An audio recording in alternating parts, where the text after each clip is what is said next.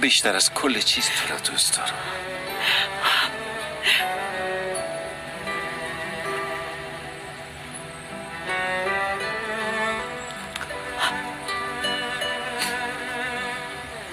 اگه کمیاب مرا دوست داشته باشی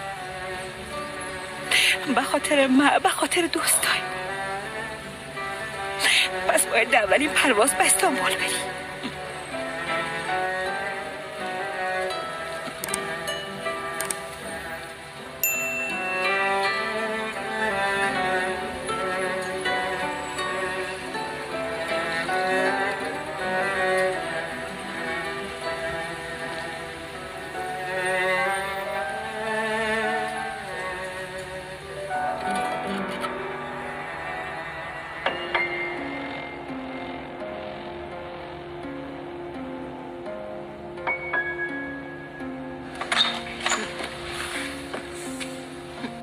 تکان نمیخوره.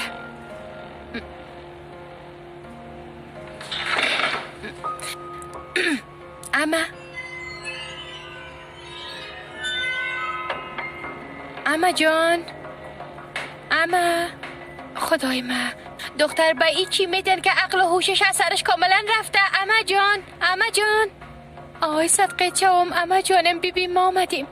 اما جان ما آمدیم. افسون، افسون برادرزادید، افسون دختر محمد امیر. ما آمدم برات لباسهای پاک آوردم، در بیرون به پرستار دادم، باز برات میپوشانم.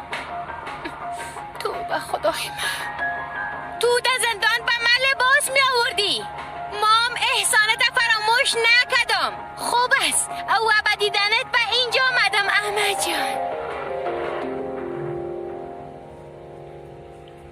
افسون جان، گپ زد. بسیار خوب کردی جانم. بیا بیا.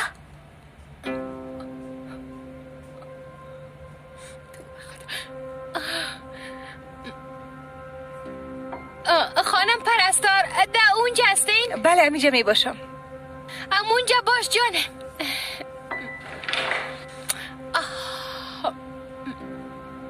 بیا.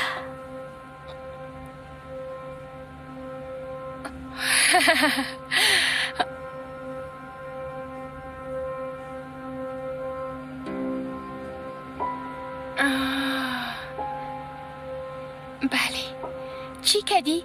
که خوب معلوم میشی؟